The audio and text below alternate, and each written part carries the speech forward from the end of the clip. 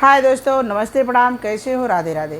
दोस्तों, मैं गायत्री द्विवेदी आप लोगों के बीच एक बहुत ही सुंदर सोहर गीत का उठान लेके आई हूँ। आप लोग फुल वॉच करके सुनिएगा। जैसा लाइक कमेंट में ज़रूर लिखिएगा। अपना प्यार दुलार बनाए रखिएगा। लाइक करना, कमेंट करना ना भूलिएगा। तो दोस्तों सुनिए, मैं आप लोगों के सामने बहुत ही प्यारा सुनाने जा रही हूँ। सुनिए क्या है। एक तो मैं गोर बाड़ी, दूसरे चटकोर बाड़ी, तीसरे चंदा सूरज बाटी, चौथे पलंग पे बैठी बाटी हो। बहिनी पचाए में, बहिनी पचाए में, बेटवा जनमाए, पलंग से नाही उतरब हो। बहिनी पचाए में, बेटा जनमाए, पलंग से नाही उतरब हो। एक तो हम गोर बाटी, दूसरे चटकोर बाटी, तीसरे चंदा सूरज बाटी, चौथे पलंग पे बैठी बाटी हो। बहिनी पचाए में, बहिनी पचाए में, बेटा जनमाए, पलंग से नाही उतरब हो। बहिनी पचाए में, बेटा जनमाए, पलंग से नाही उतरब हो। दुआरे से सासू आवई, हमका समझावत आवई, हाथवा जोड़त आवई, हाथवा जोड़त आवई हो। बहुअरियावत हैं, बहुअरियावत हैं, ससुर तोहार, पलंगिया से उतर जा तू हो। बहुअरियावत हैं, ससुर तोहार, पलंगिया से उतर जा तू हो। कि एक तो हम गोर बाड़ी, दूसरे चटकोर बाड़ी, तीसरे चंदा सूरज बाटी, चौथे पलंग पे बैठी बाटी हो। बहिनी पचाए में, बहिनी पचाए में, बेटवा जनमाए, पलंग से नाही उतरब हो। बहिनी पचाए में, बेटा जनमावली, पलंग से नाही उतरब हो।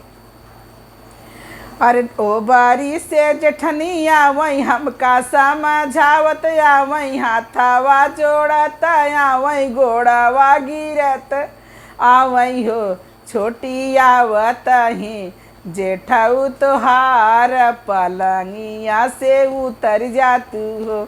छोटी आवत ही जेठऊ तोहार, पलंगिया से उतर जा तू हो।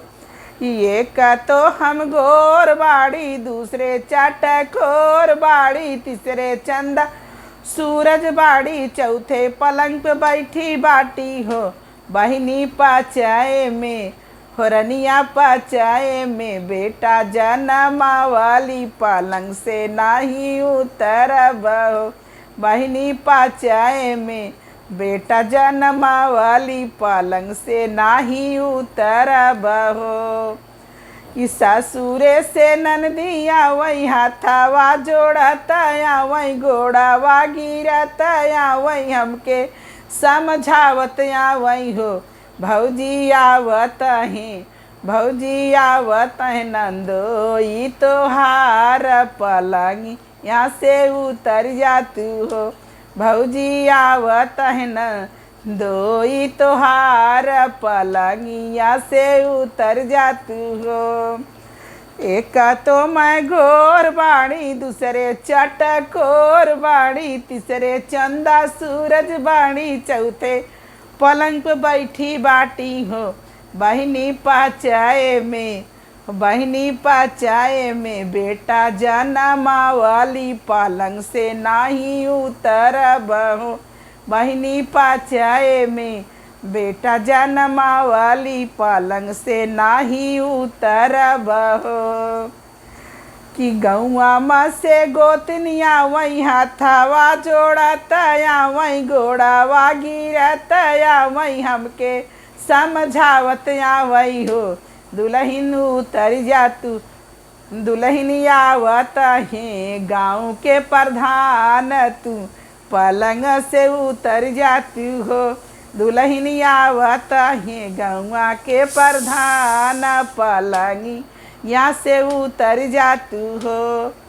एक तो मैं गोर बाड़ी, दूसरे चाटकोर बाड़ी, तीसरे चंदा सूरज बाटी, चौथे पलंग पे बैठी बाड़ी हो बहिनी पाचाए में, हो गोतिनी पाचाए में, बेटा जन्मा वाली पलंग से, नाही उतर पलंग से, नाही उतर बहो। जय हो भोलेनाथ।